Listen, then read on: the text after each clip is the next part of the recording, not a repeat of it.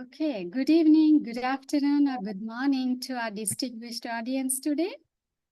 Welcome to EvalYouth Sri Lanka's webinar during the Youth in Evaluation Week 2024, titled Communicating M&E Results Effectively. This is the third day of the second annual Youth in Evaluation Week 2024, 8 to 12 July. Youth in Evaluation Week unites young and senior evaluation professionals worldwide.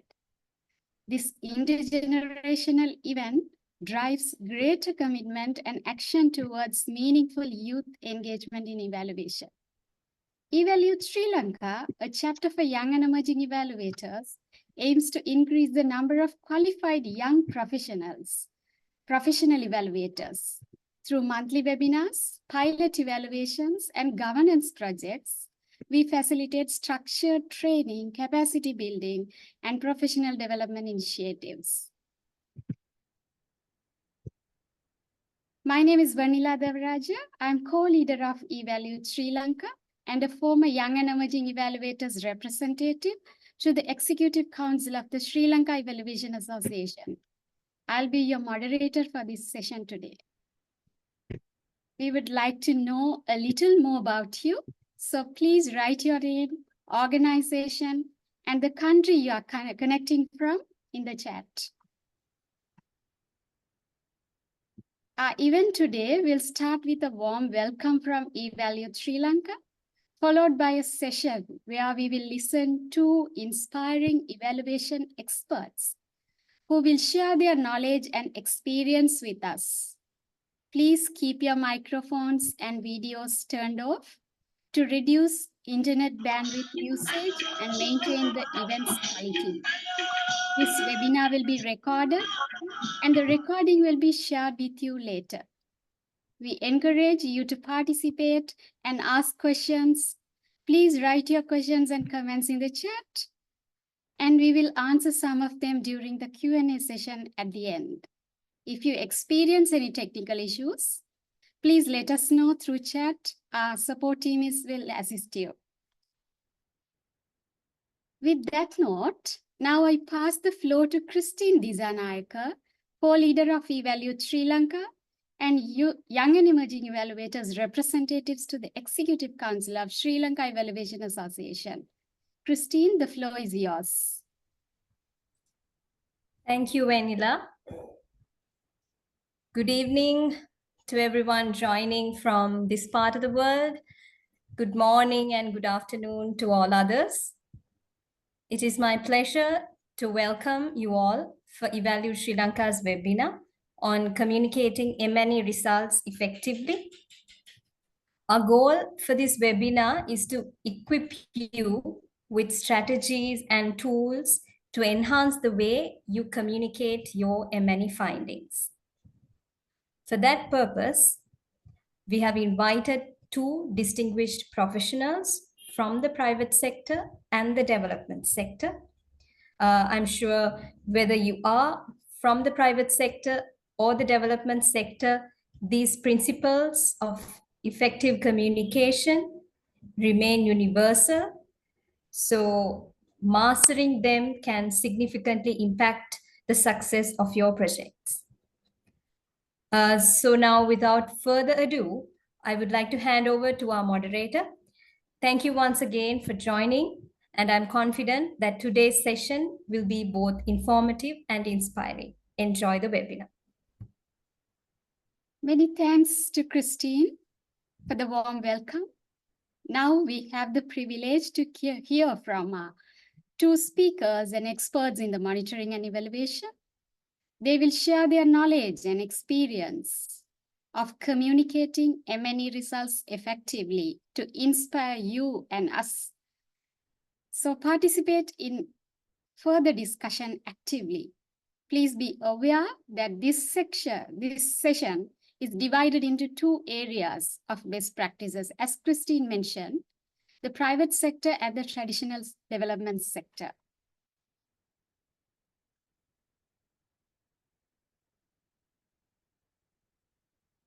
Now I would like to introduce our esteemed speakers, Ali Sarwar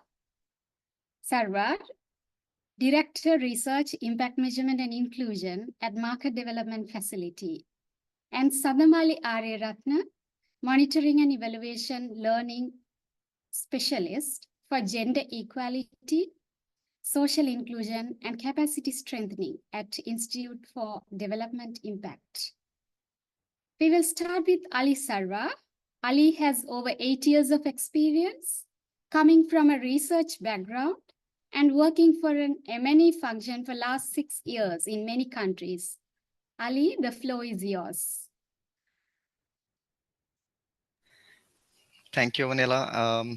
Hi, as Vennila mentioned, I'm Ali Sarwar, and I'm working as the M&E Director in Market Development Facility, which is Australian Development Program. And the program works in different sectors, including agriculture, tourism, but we mainly focus on private sector. And in today's session, I will be discussing some basics of communicating M&E results effectively. And I will try to focus more on the private sector angle, that when you're presenting to private sector, how is it different, what you need to be careful of, what you need to keep in mind. So can you go to the next slide, please? So throughout my session today, I will be talking about, I'll start with monitoring and evaluation, just a basic introduction to it. I think a lot of you are already aware of the cycle, but just to relate to how it is related to effective communication. Then what is the importance of effective communication? Is it our role as an M&E professionals, or do we have communication people in every organization or in most organizations? So why do we need to worry about effective communication when we are data people per se? So we will discuss that. What are some of the key elements, some of the practical things we should look out for? What are the tools that we can use to communicate effectively? And the importance of timeliness. I think this is important in every aspect of life. And this is also true for reporting results and presenting results. So we will discuss that during the session. Okay, next, please. So I won't go into too much detail of what monitoring and evaluation is, as I understand a lot of you probably understand this. But just a brief overview, monitoring and evaluation is a term widely used in development programs. It is used to track program performance, and it always starts with a vision. What is it that program is trying to achieve? What do you want to measure? Then you develop your measurement plans, your theory of change. Then monitoring continues. Then evaluation is when you stop, measure the impact of your program, and then the feedback goes back into, again, planning, monitoring, and the circle continues. So why is it important? How does that relate to communication? I think when you are designing your monitoring and evaluation plan, you need to keep in mind the end goal. What do you want to collect? What do you want to present? And who do you want to present the data to? When you have these things in mind, then you will be able to build that into your monitoring system. Because at the end, if you don't know expectations of the target audience, you might miss out key elements and not collect data or information around that. And when it's time to present those findings, you might miss out on key elements. So it is very important to embed in your M&E plan, all the key stakeholders, what information they might need, how you will collect that information at what point, and why is that important to what stakeholders. Next, please.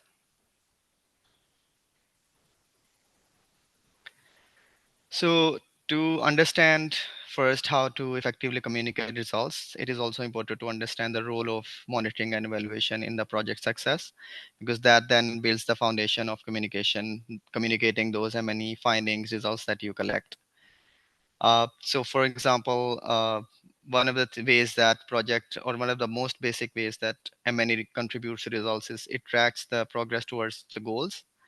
And as private sector, if you are working with the private sector, that becomes even more relevant, because when we say private sector, we are talking about organizations that are working for profit.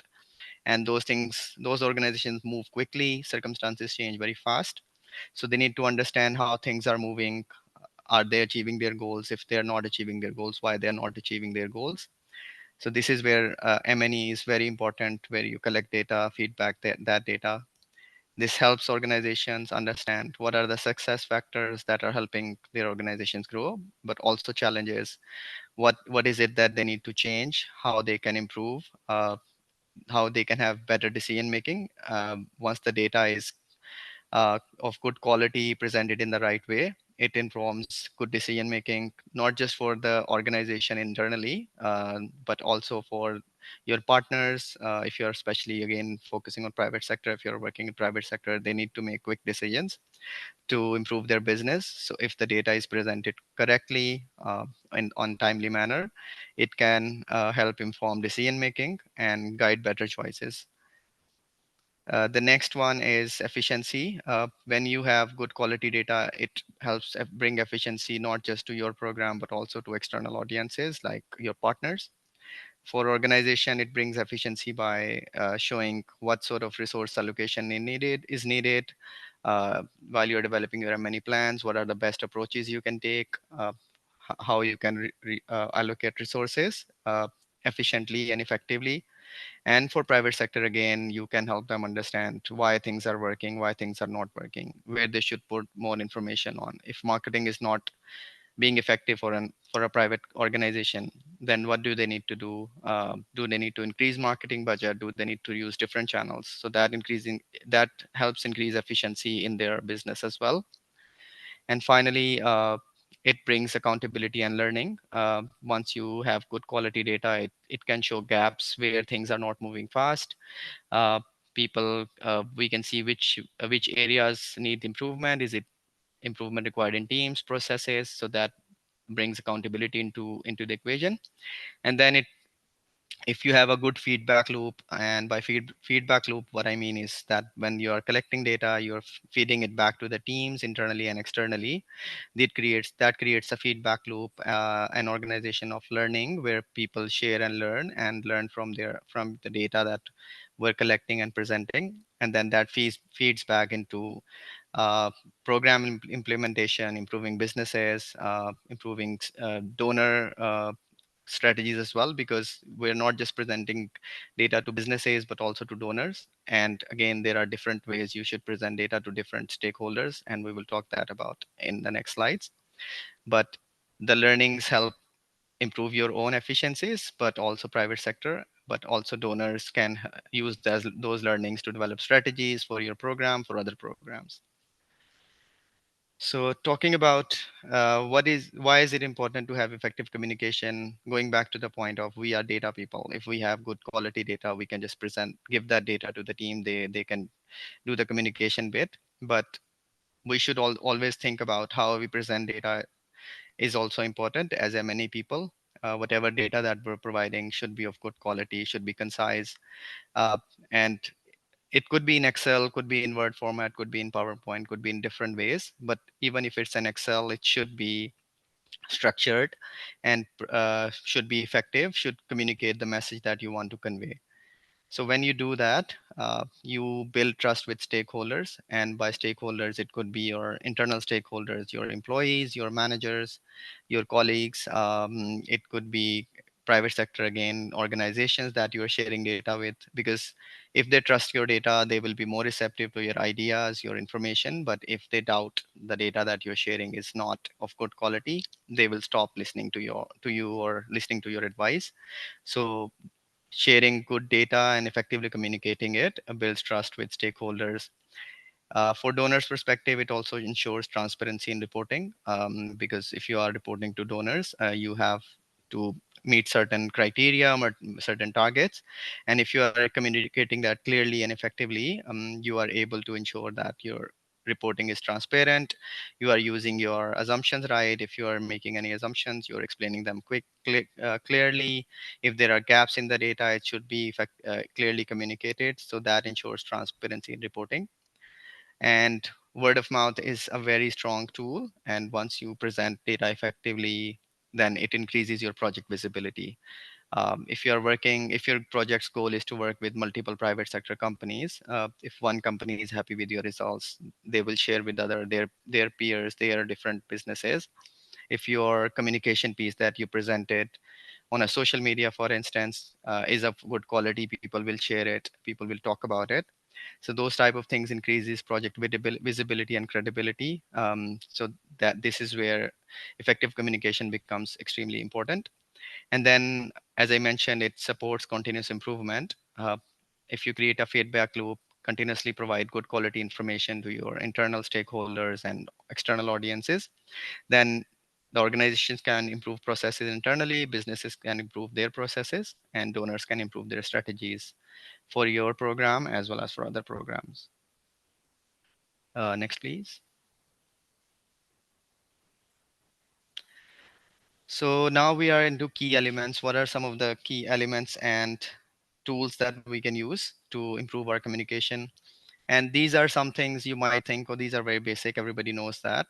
I mean, I know that, we all know that, but these are some of the things when we are into our day-to-day work, we seem to forget. And then sometimes even I have to think about going back to basics to the most basic things about knowing your audience, because this is one of the key elements of communication. If you know your audience, then you are able to develop the piece accordingly. So what do we mean by that? So you are presenting data to different stakeholders at different points. Sometimes you're presenting data to donors, sometimes you're presenting to internal organization, to your managers, sometimes you're presenting this to companies outside of your organization. So each organization has different needs. But if you present the same data to everybody, it might be useful for some, but not useful for others. So you need to tailor your data according to the needs of the people. For that, the first thing is to map out different stakeholder groups. If you want to effectively communicate, you need to understand what are the different people that you will be presenting data to and what are their information needs. If it's a private business, their need is what is happening with my business? Why are my sales not growing, for example? Why am I not reaching farmers? Why are farmers not adopting my technology? These things might be very important for a business, but when you talk about donor, maybe the important thing is, are you reaching more farmers, more poor people? Is the impact sustainable? Is climate change uh, impact being monitored my year? So these type of things become more relevant for donors because they have a different objective in mind. Similarly, when you are presenting internally, it might be that they want to understand, yes, how the project is doing, where are the efficiencies, where we need to improve our programming. So each stakeholder has different needs. And this is, again, as I said, the most basic thing, but always think from reader's perspective, that what is it that the person I'm sending the data to or information to would need, would find important, and only share that information. And do not share what you want to share, but think of what a person wants to receive. And then tailor messages for accordingly, and clarity should be in those messages according to the target audience. Uh, if you're presenting to a small business, you will have a different messaging versus a business which is well organized, well established. They will have a different capability. And then using of appropriate language and channels is also very important. So if you is it an email that would be useful, or do you go and present that data to the stakeholders? Depends on the complexity of the information, type of information. If it's a very simple piece of information, it can be an email or a phone call. But if it is a complex set of data, you might want to go to the stakeholders where you're present those findings, because maybe you send something which is too complicated and not easy to understand. So maybe it's the best channel to use is going and delivering that. And do you send Excel sheet? Do you sell Word sheet? Is it a PowerPoint? So you need to find your different channels, and language should be appropriate. And what I mean by is, if you're sending outside your organization, you need to use language which is universally acceptable or easy to understand, rather than your internal organizational jargons. Next, please.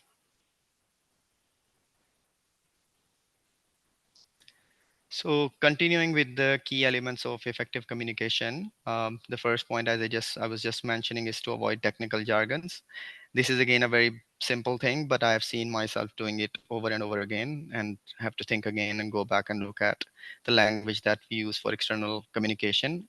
If there are terms that are internal, it's better to use interchangeable words. If you can't, then it's good to provide footnotes, explanation. If there are abbreviations, first words, spell them out. What are those? Because for us, it's easy to understand, but maybe for other audiences, it's not. Even within organization, you have an M&E unit where we understand certain terms like theory of change, indicators, but when you send to other departments, other units, they might not easily understand that. So it is important to avoid those technical jargons and present data in simpler way that anybody can understand.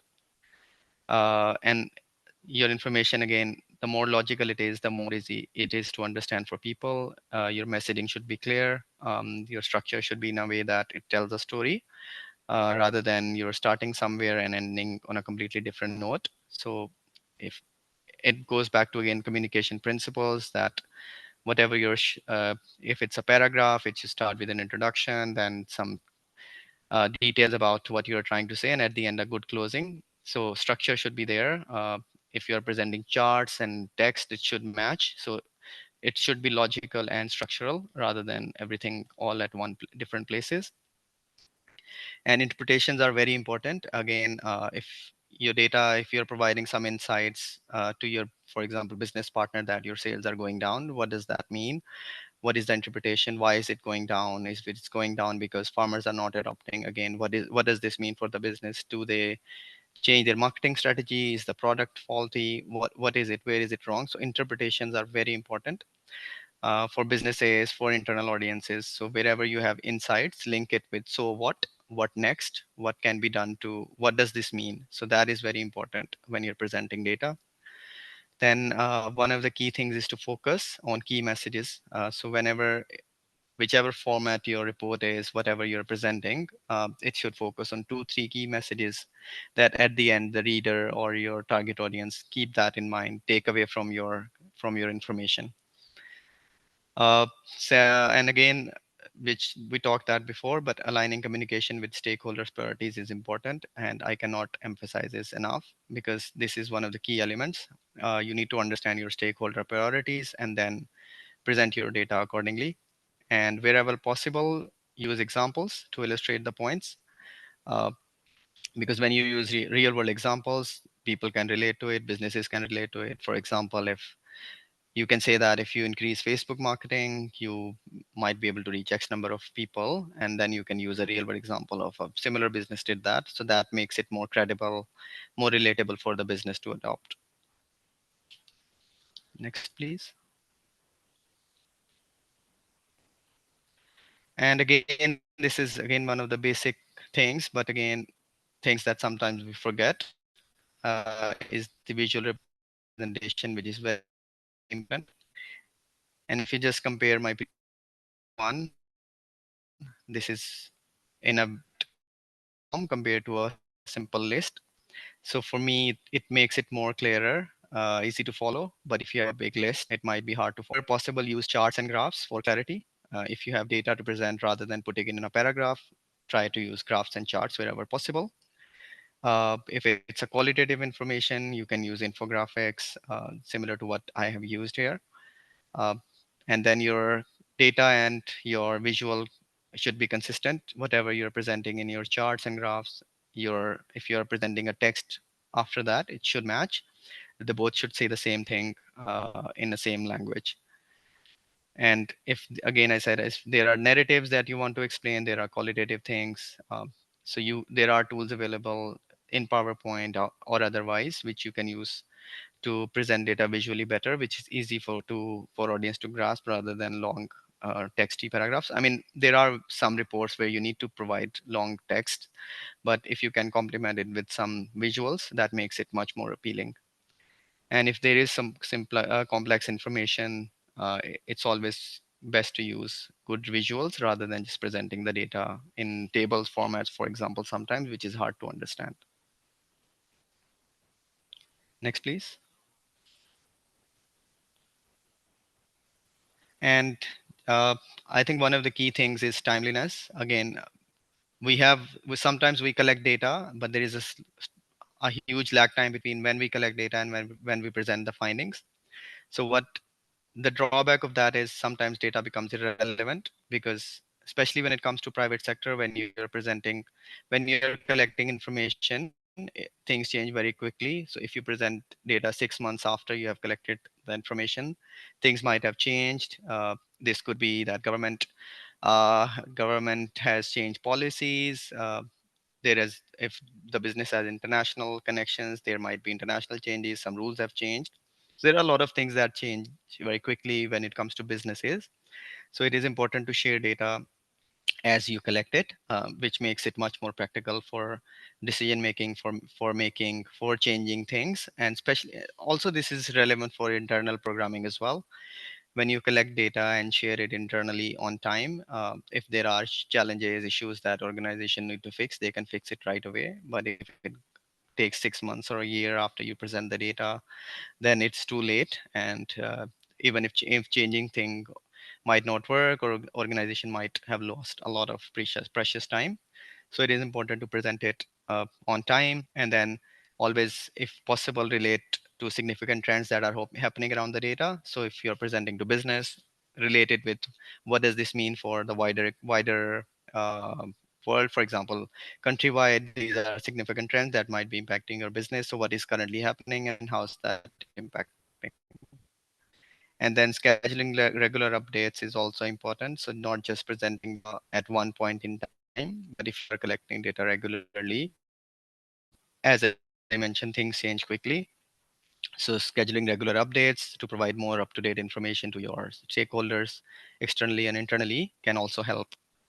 Next, please. So just summing up what I have presented. So it is the first step in effective communication is to understand your role and role of M&E, why it is important. While designing your M&E plans, you need to ensure you have incorporated uh, the need of your target audience, what you want to collect, why you want to collect it, and at what point. So you can incorporate that in your M&E plans. The second, again, one of the most important steps is to know your audience. If you know your audience, you understand their needs, you are able to better present and communicate results. Avoiding jargons and focus on key messages. So use simple plain language and try to focus on 2 to 3 key messages that people can take with them when they look at your communication pieces. And the timeliness is very important. Thank you so much. This is all from my side. Many thanks to Ali for inspiring us with your knowledge and experience, highlighting the importance, key elements of, and timeliness of the effective communication. So audience can share your questions, but audience questions and comments will be addressed during the Q&A session at the end. So now I would like to invite Sandamali Ariyarathna to continue the session. Sandamali has 15 years of experience in M&E. She holds an education background in statistics. She worked for the thematic areas of health, nutrition, education, livelihoods, and child protection. Currently, she works for USAID Sri Lanka's missions MEL platform. Sandamali, the floor is yours. Okay, thank you, Vennila, for the impressive introduction. Greeting of the day, everyone. I would like to discuss about key terms of my topic before I talk about the detailed content. So the title you see the screen has 3 main terms: communication or the communicating, M&E results, and then I was asked to look at the perspective of development sector. So I would like to talk about unpack these 3 terms first. So if I take the term development sector, the development sector is a broad field that includes initiatives to improve the world's social, economic, and environmental conditions. For an example, in terms of social, it can be health, it can be education, and in terms of economic, it can be employment, youth engagement, and environmental like climate adaptation, resilience, likewise. So its most basic form of development sector aims to uplift societies, reduce poverty, improve healthcare, guarantee universal access to education, encourage sustainability, and promote inclusive growth. One may remember, like when we talk about development sector, one may remember NGOs but it's not only NGOs who works in development sector. International organizations and intergovernmental organizations such as United Nations, European Union, World Trade Organization, and government institutions, government departments, charities, social movements are also working towards to achieve various development goals through their initiatives. And if I talk a little bit about monitoring evaluation results, monitoring and evaluation results show whether development initiatives are making the desired change as expected by the stakeholders of the development sector. So basically, monitoring will tell whether the initiatives are on the right track to achieving expected goals, while evaluations show the impact or the change made by the development sector through their initiatives in social, economic, and environmental conditions, making those conditions better. And monitoring and evaluation results, or M&E results in shorter form, measure the success using variety of techniques, from qualitative evaluations or qualitative evaluation of enhanced livelihood and social well-being, and maybe like quantitative indicators such as economic growth. In addition, M&E results gives us an understanding of failures, challenges, and bottlenecks that either we need to avoid or address. So say like if we are working towards to another project after another phase of one project that we have worked, maybe certain failures that we identified during the first phase, we will know how we can avoid those failures or address challenges that we face. And effective communication. So the term effective communication can be unpacked as the sharing process of how well the development sector achieved its desired changes for the social, economic, and environmental conditions. In other words, sharing results generated through M&E processes. Most important thing is that results needs to be communicated effectively to use them effectively and efficiently.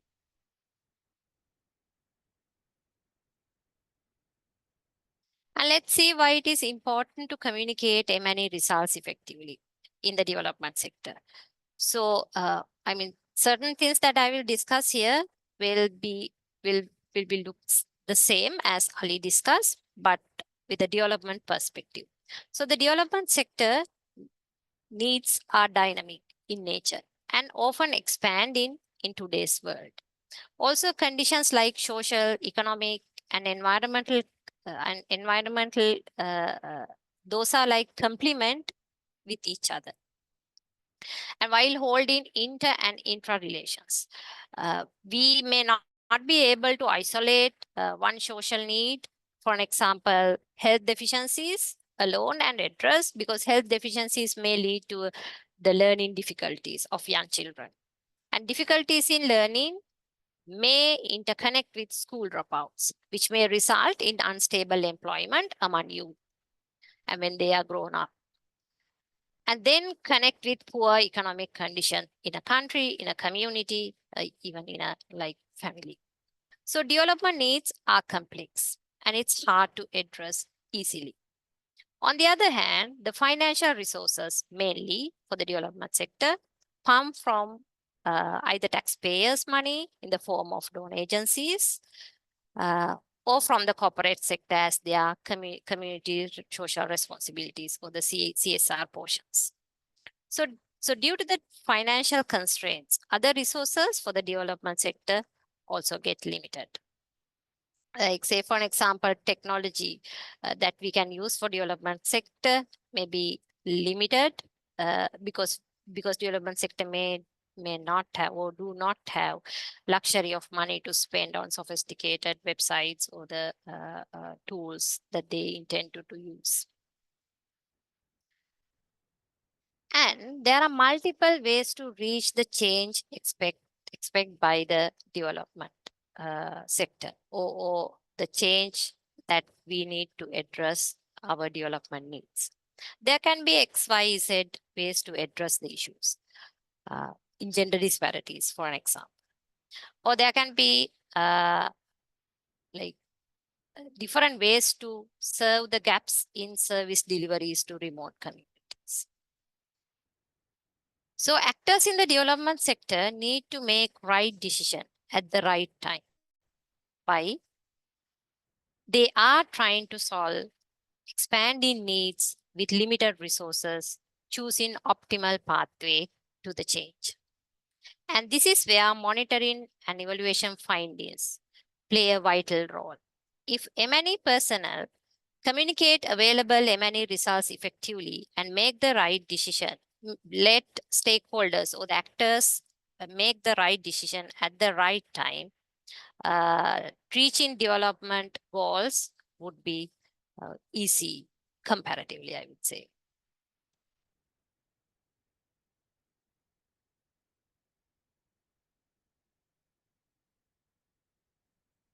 So if M&E activities within a development sector project or a program functions well, both quantitative data and qualitative data will be generated. So M&E teams can communicate any type of data available to them. Of course, as Ali mentioned, there are communication etiquettes needs to be adhered, as well as consider your audience. So if I explain a little bit about each type mentioned here, performance monitoring data that we generate through development projects or the programs mainly measures how project or a program performs when reaching desired change or the goal of the project. Usually, performance indicators hint us whether the development project in the right track or not. Further, most of the time, performance monitoring data comes in quantitative nature, but that doesn't mean qualitative indicators or qualitative performance monitoring data is not available in the field. So evaluation findings, those tell whether the desired change has been achieved by implementing the development initiatives or not. If achieved, how far the said project has contributed to the change, and even how much of the change can be attributed by the program or the project or the basically the implemented development initiatives. And then the assessment or the study findings.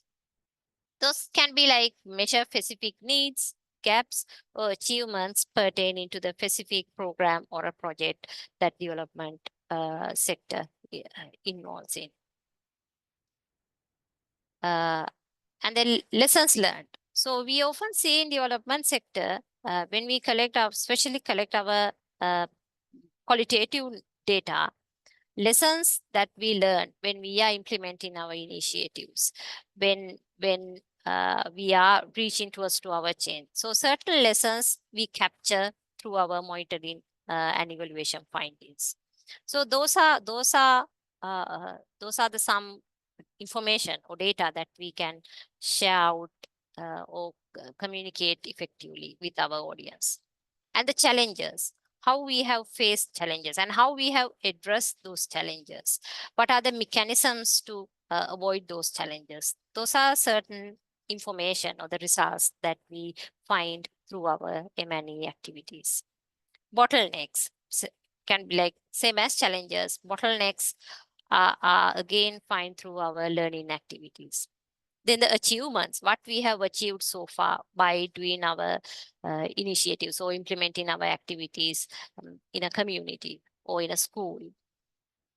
And failures.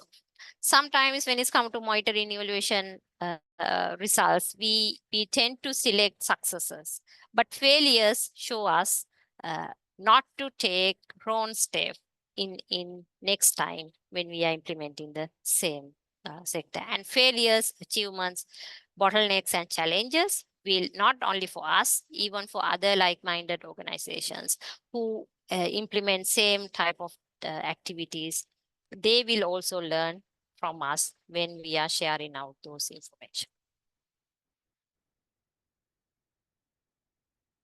So when do we need to share this information. M&E results needs to be shared or communicate at the right time. Like say for an example, if we are communicating our indicator results, it needs to be communicated like say as soon as it's available. If you measure quarterly, you need to communicate those indicator information quarterly, where program teams internally or donor organizations, agencies, that they can use those information to take right decisions. So it's based on your data, based on what you have collected, you may need to decide the right time that you need to communicate. So what are the platforms where we are communicating these M&E results? In workshops, seminars, symposiums, conferences. Those are the places that we are sharing our M&E results. And then especially in project design. So when we are designing a new phase, a new project, or a new phase of a ongoing project. So these project designs is the place that we can share our M&E results.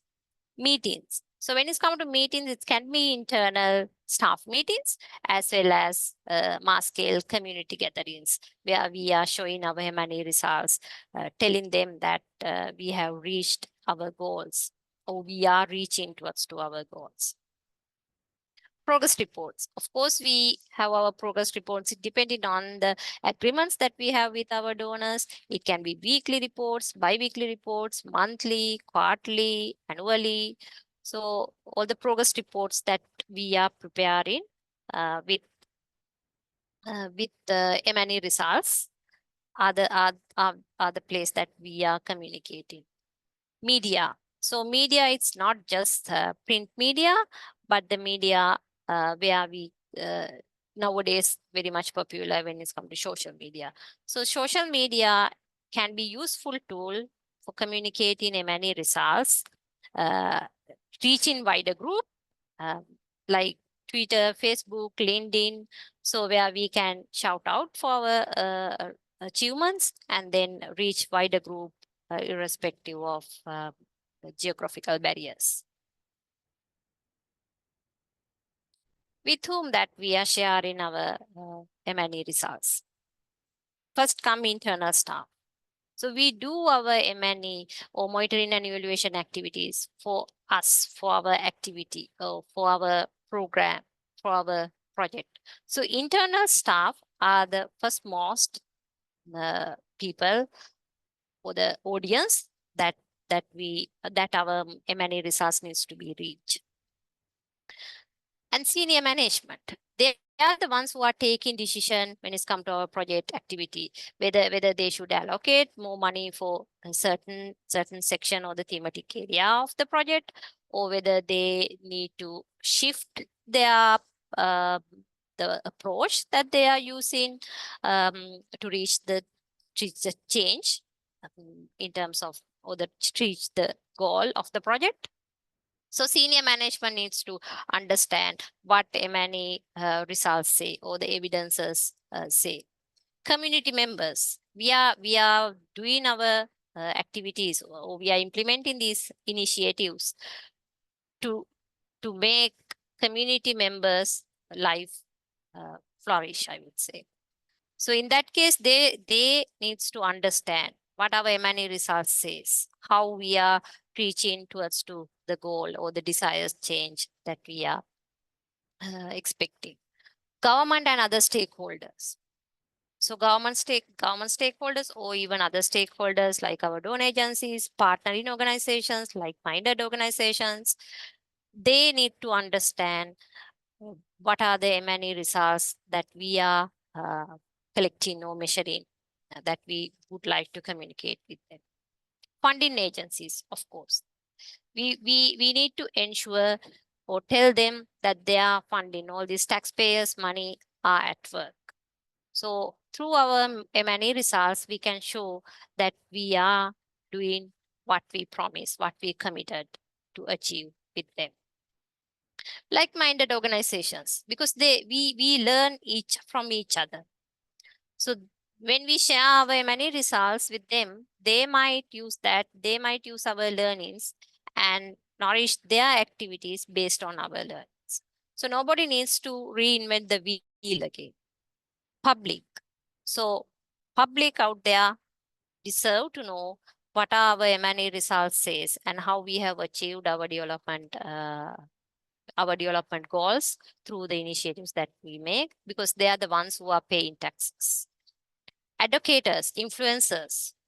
So both devil educators and positive educators, I would say, because it's important for everybody to understand what we are doing as the change, and we will tell that through our M&E findings. So it's important to share or effectively communicate our M&E findings with our educators and influencers and international organizations, potential donors, I would say.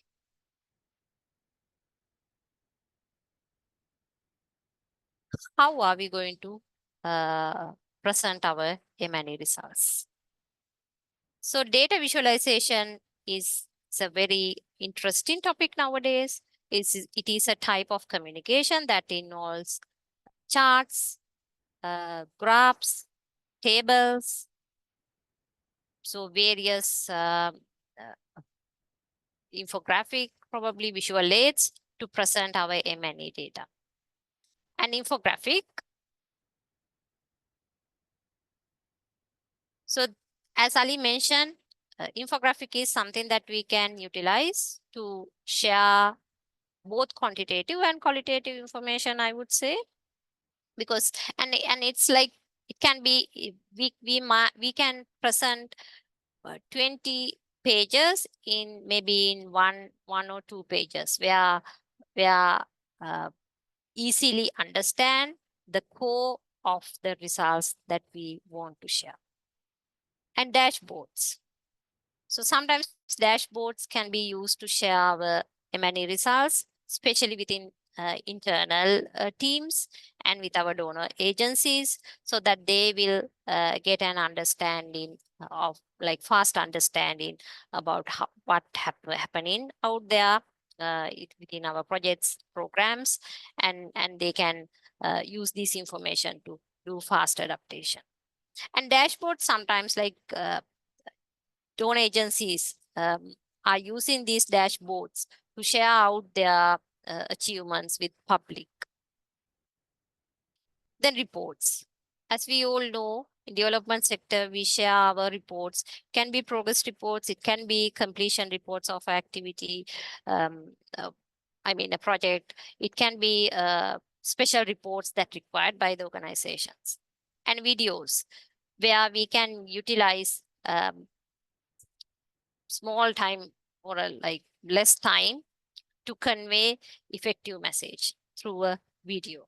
Blogs, where we can explain our learnings, how we have achieved certain things, how we have reached certain things. Podcast and oral reporting. I think Ali explained this well. It's really important to report orally, especially when it's come to internally, sent in a talking to your colleagues and tell these are the trends that we see through our indicator achievements. We may need to shift the way that we are implementing our activities, or we may need to shift the approach. So those are the things that you can discuss when you are having lunch probably. So the oral reporting is equally important as everything that I discussed in this slide. And when it's come to development sector, there are certain challenges that we face when we are trying to communicate our M&E findings. Data overloaded over the scarcity. Sometimes we have so many information with us, we do not know whether we need to present everything or not.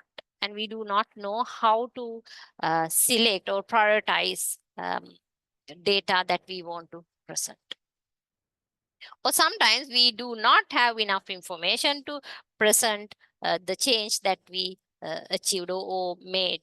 We know like we have achieved this change, or this is the impact that we made, but we do not have enough evidences to tell that effective quality of the data. So there are certain quality standards that needs to fulfill when we are collecting data, like reliability, credibility, accuracy, timeliness. So if those are questionable, then the audience that we are presenting may not accept our data. So that is a challenge that we might face when we are collecting our M&E results. Interpretation of data. Sometimes when we are presenting our charts, graphs, and even infographics, the audience who are reading, if we are not presenting physically or virtually with them, if they are individually reading it, they might interpret information differently than we put up. So it's a challenge that we are facing when we are communicating our M&E results. Relevance or usefulness. Whether the audience, stakeholders, whether those information are relevant for them, whether they will be able to use those information. That is a challenge that we are facing. Resistance or rejections. So sometimes when M&E results show certain bottlenecks, and if indicator shows that we are not reaching as we expected, there can be resistance internally within your project activities, activity teams or program teams, or even resistance from communities. Rejection from communities. So those are the things, like say for an example, when we talk about gender indicators or certain results that we have generated through a special assessment on gender, communities may reject our findings because it is not comfortable for them to hear or learn that they are doing these things. Technical language. I think even Ali mentioned this. Using jargons and technical language might again our audience may resist to understand that, and they may feel like difficulty to understand our technical jargons. And blanket approach. We may not be able to use, like say for an example, one method like infographic for all our to present all our M&E results. Because some M&E information may not be very much fitted into an infographic, but that might fitted very well into a blog, which detail explain the information. And limited resources. As I explained in the beginning, development sector has very much limited resources, starting from funds or the financial resources. So limited resources let us like it's a challenge for us to hinder effective communication of our M&E results.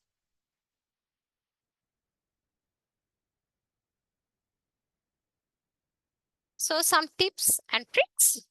So we need to plan ahead. So before we collect, analyze, and finalize our findings, so we need to think about how we are sharing out, when we are sharing out. So the plan for the communication. It can be communication strategy if you have a luxury of funding to spend lot, not only funding, even time to spend, and then put up a communication strategy for your project. Communication strategy to share M&E results in your project. If not, even a simple plan, how you are going to share out these results. When is your monitoring findings will be shared? With whom? That plan is important so that you may not like overwhelming with your task when it's come to communicating your M&E results. Collaborate with your program staff, with your communication team members, so that you will effectively tell what you want to tell for the specific or the selected audience of your project or the program. And address feedback. Always welcome the feedbacks from anyone, even from your program team, your internal staff, or even outer circles, like your stakeholders, like your communities, even beneficiaries. So if you address those feedback, it will be easy for them to your key audience to understand what you are presenting. And regularly assess data quality. And this comes as part of monitoring, evaluation, and learning. When you are collecting data, you make sure that you adhere to the quality standards and make sure that you internally assess your data quality before you present or communicate those results with anyone else. And be innovative. Think about different methodologies that you can share out. Like it can be an email, or it can be a like food for thought key message through your like among your uh, WhatsApp group of your project team, the staff, team members. And seek technical support necessary. If you are not equipped with technical knowledge, technological knowledge, seek technical support. And there are plenty of uh, materials, learning materials out there in internet, like YouTube channels and learning labs, learning portals, where you can learn in self-paced and use these technical support for you to enrich your presentations or the presenting, communicating your results. And in nutshell, you have to know your answers for WH questions. What information or what M&E results that you are going to communicate, with whom you are going to communicate, who are your audience, where is this M&E results will appear, whether it's a report, whether it's a presentation, workshop, and how you are going to present it. So these are the questions that you need to find answers when you are planning your M&E results or communicating M&E results. And that's it from my end. Thank you very much. Over to you, Vennila. Thank you, Sandamali, for sharing your valuable knowledge and experience with us and enlightening us with the answers to the WH questions. Now we'll move to the Q&A session. We have a couple of questions received. From the first session, there was a question from Ranjit Tabru to Mr. Ali Sarwar. The question is, what is the frequency where M&E activities and reporting should take place? Is it midterm and at the end of the project, or at the regular intervals? So Ali, you can take this question. Okay, thanks, Ranjit, for the question. I think it's a very good question. So generally, this is the bare minimum that you should do, where you are doing basically starting with the baseline. And what baseline is important when you want to understand before you start an activity, what is the status quo, what is the current status, and then midterm and end term. But then this is the bare minimum requirement for the reporting. But a good M&E good M&E system collects data on regular intervals. This could be on a monthly or quarterly basis, depending on how fast things are changing, and does not just provide information when it is, when it is in your monitoring system that you need to provide 6 monthly or annual reports, but continuously collect data, learn from it, put that back into programming and create a feedback loop. For that, you cannot wait for 6 months or a year or 2 years for end line to happen, because that when you do, and a lot of programs make that mistake, is when they do just that, they miss out on a lot of challenges that were happening that could have been fixed if the data was collected on regularly and fed back into the system. So the short answer is it should happen more frequently, and the frequency depends on how fast things are changing. But it shouldn't wait 6 months. At least quarterly, you should be collecting data about your program and how the activities are going. Thank you, Ali. And another question from Ranjit Tabru to Sandamali.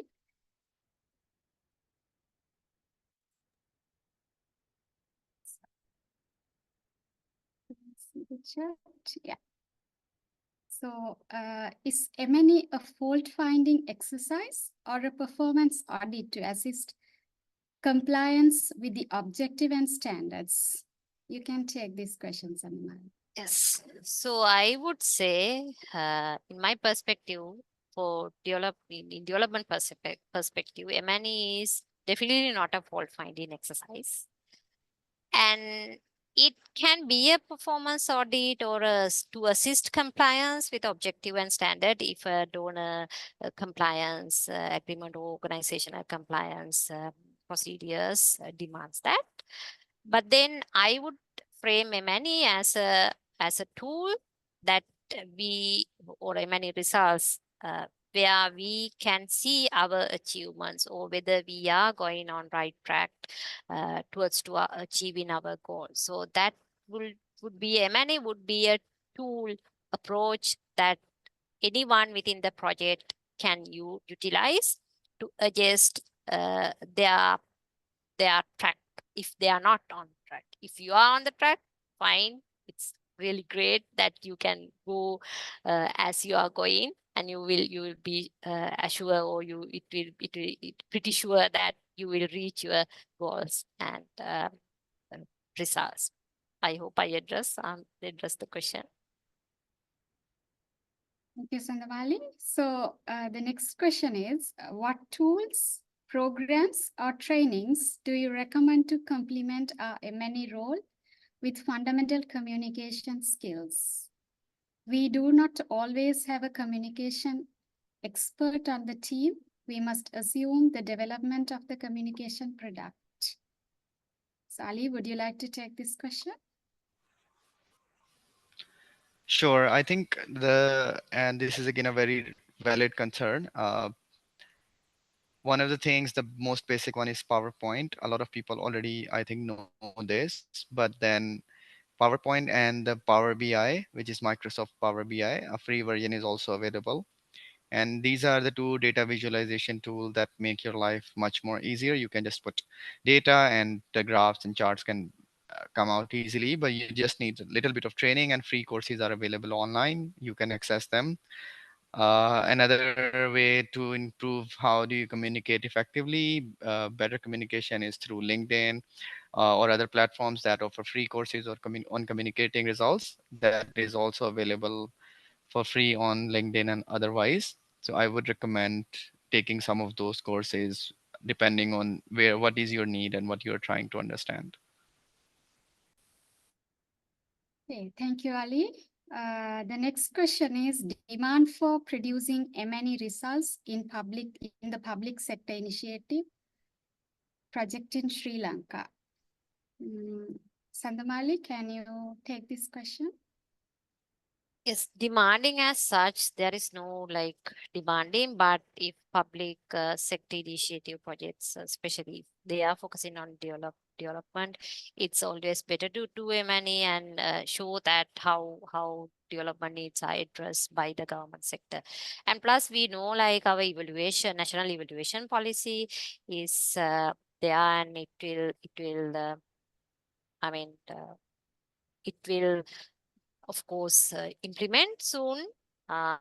It's in the almost close to the process is almost at the end. So where the national evaluation policy will take forward with all these evaluation when it's come to the public sector projects.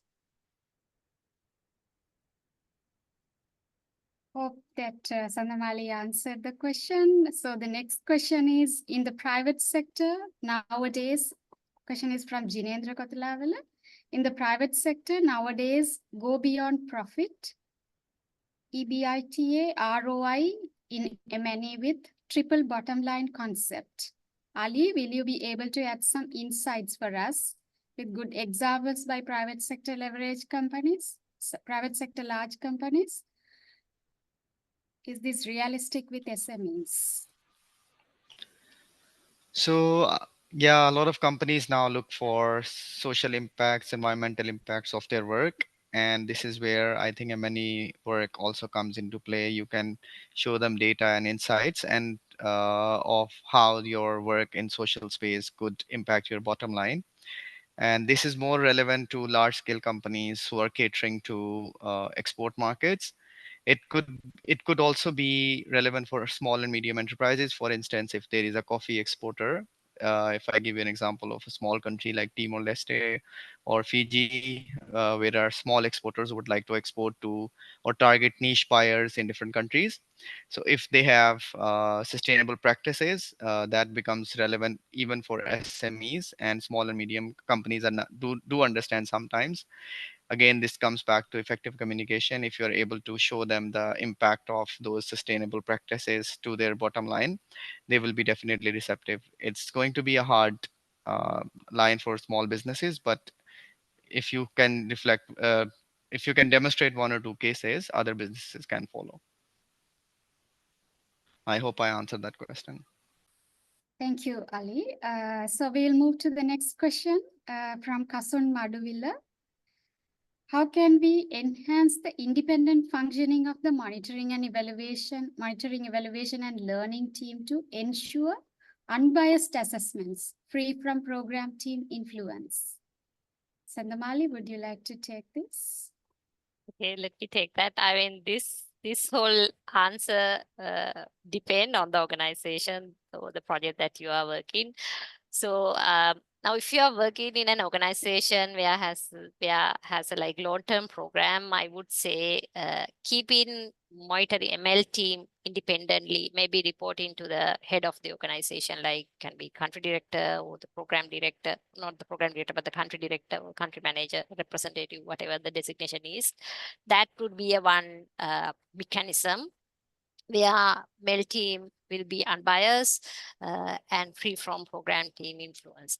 And the other option I would say for an organization, if organization can aware orient program team, how M&E results will benefit them. So it's all about like a MEL team is just facilitating the monitoring and evaluation activities. So the benefit lies with program team. If they really intended to understand the failures or the like challenges that they are facing, bottlenecks, and even find out answers to address those, and like change, adapt their approaches, they will let MEL team to perform unbiased. And if you are working for a certain project, I would say, I mean, you should, as a MEL personnel, you should perform as an unbiased person. But there will be certain instance you are doing MEL for your project. So you are taking certain actions to make sure that the project implement smoothly, achieving desired changes, but you may need to take side of your program team, adjusting certain things. So it's all depend on how you work and how you keep your personal relationships with your the PR with your program team. Thank you, Sandamali. So the next question is from Dennis Ronald. The issue of timeliness has always affected quality of desired change in the form of mere tick the box. Often activities are done in a rush in the name of timeliness. We should not be looking at achieving 100% desired change because of complexities, changing dynamics, and evolving landscapes. Why are we still here talking about the same development issues, concerns, if previous intervention have meaningfully and appropriately addressed the needs? There is secret in details. What's your view on this? Should I take this one? Yeah, please. So thank you, Denise. I think very well said, and I couldn't agree more. One of the most powerful tools that is in the world that we don't sometimes realize is why, and why something happened, why something did not happen. And in M&E, sometimes it's taken, as somebody asked a question around, as audit, but M&E is more of a sounding board for an organization to understand why things are happening, why things are not happening, what are we learning, what can we change. So if we are not meeting results, it's not really the end of the world, but why we haven't met the results. There are external realities beyond control of the program. So I agree. When we say timeliness, what we mean is whatever you have whatever you have collected, it should be presented in timely manner.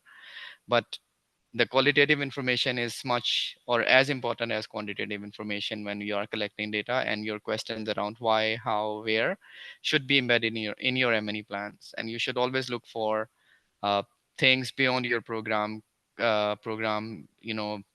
wider changes that are happening, impacting your program, benefiting, not benefiting. So those things are very important, and qualitative information is much more powerful in development space or otherwise. I hope I answered the question.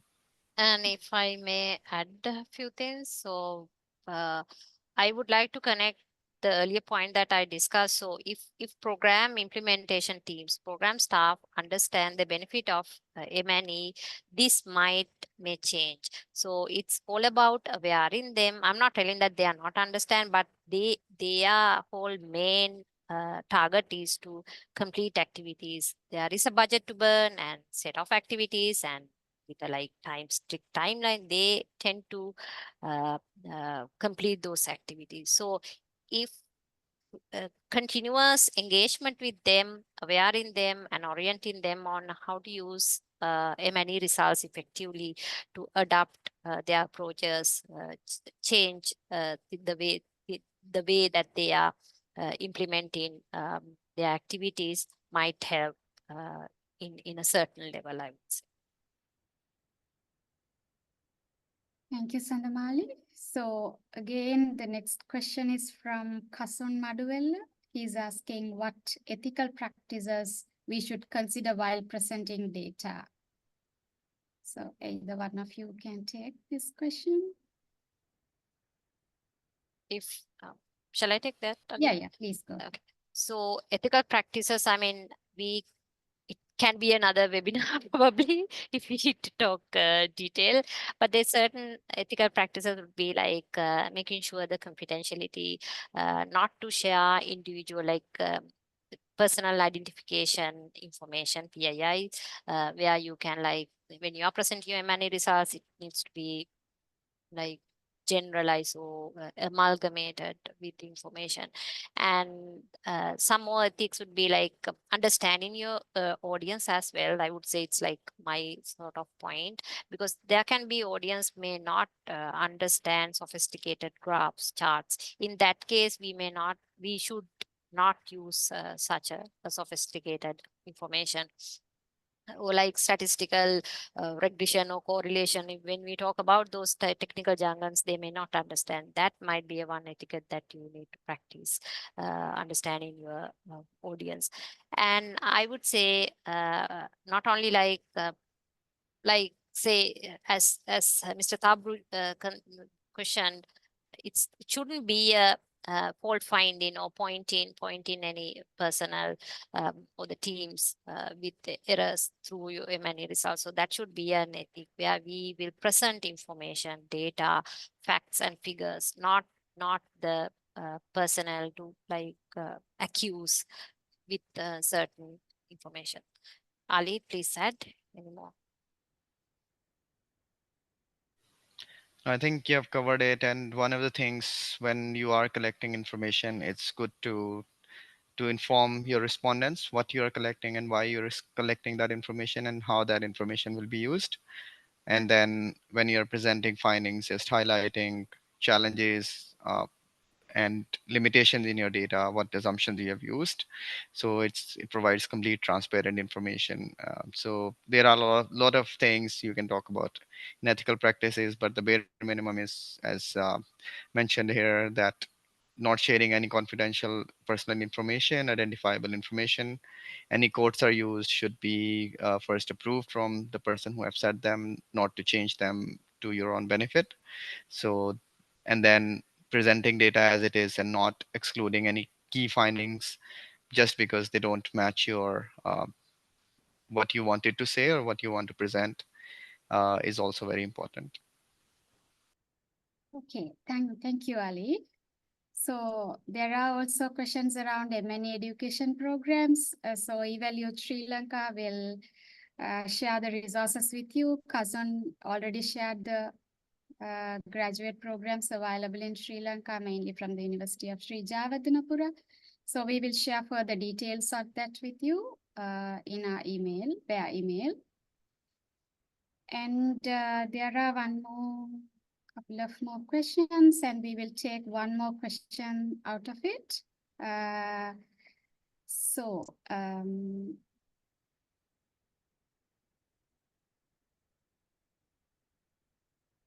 the question we take up is, there is a scarcity of M&E specialists in the public sector, especially.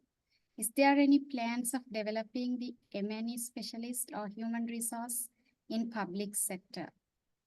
Question will go to both the presenters. I think. I mean, it's a hard one, Yeah. just because it really depends on there are different private sectors and their goals, and this is more of a government domain. Yeah, I think this one It depends on the government policies depends and the on government. depends.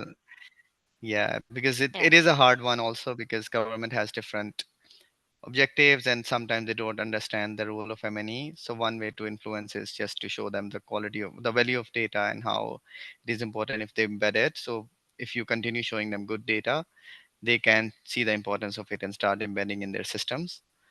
But it is a very context specific and department Yes. specific thing. So And Yes. I would In terms like of to, In yeah, terms of Sri Lanka, I would say a whole national evaluation policy, like it's put in, so many stakeholders are pushing towards to that, so that the public sector will use it. So when a need is there, of course, the limitations of the scarcity gaps will be filled. So I would say it's not only M&E especially, so in terms of human resources scarcity, it's the scarcity of other resources as well, with like time allocation and even the giving priority for M&E when it's come to public sector. The public sector projects or activities. So something that public needs to decide whether we demand results from public sector projects, and so that things will be onboarded by the public sector. Okay, so now we will wrap up the Q&A session.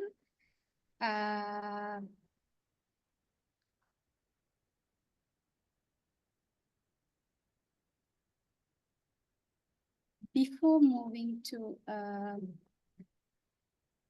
next session, so we are very happy and we value the knowledge and knowledge brought by Ali and Sandamali to this table today. And we value their knowledge and experience that have been shared with us today. I'm sure you all found their insights are incredibly valuable. So now, before moving to the closing remarks, let us switch on our videos for a group picture. Kasun will support us to facilitate this, and Rumal also will be supporting us on this. Okay, thank you, Vennila. Can you stop the sharing, please?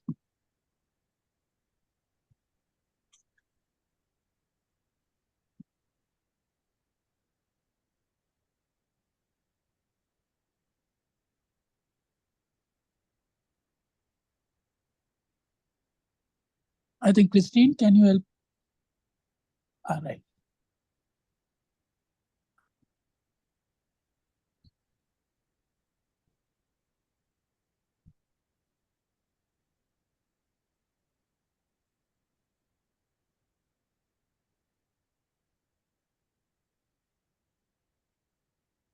Okay, can you all participants to open your videos for a moment?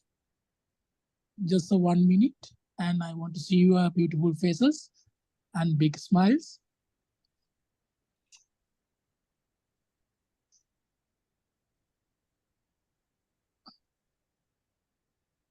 Thank you for everyone. I'm waiting for another few people to open their videos.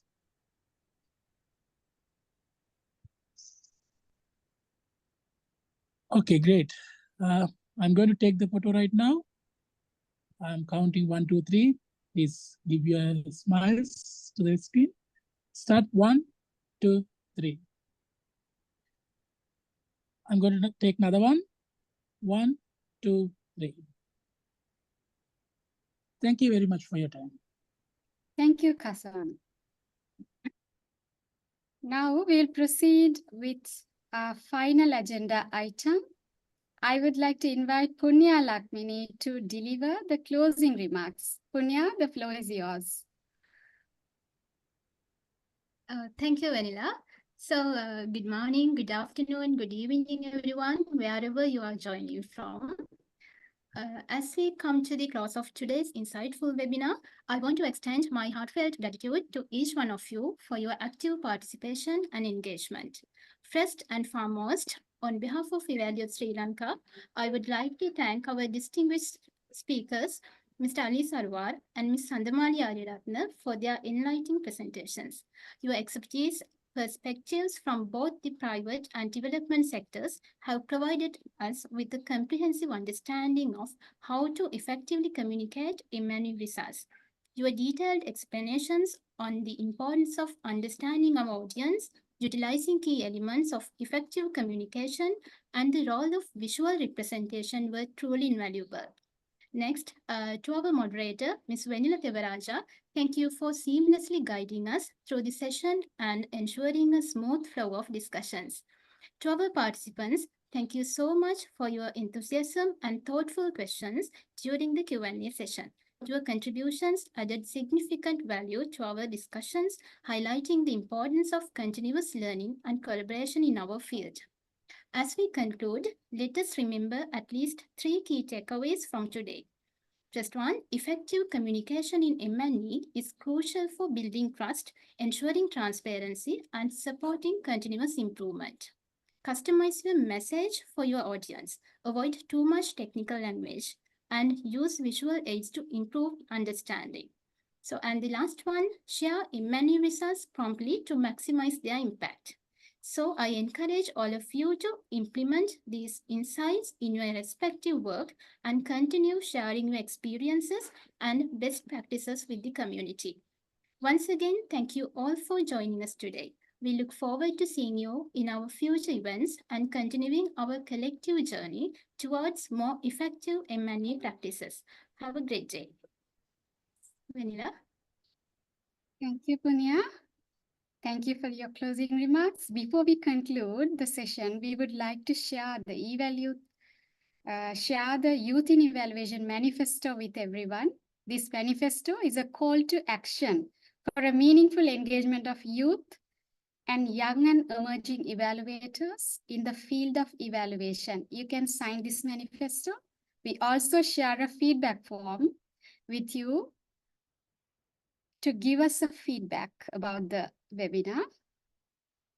Thank you so much. Good night.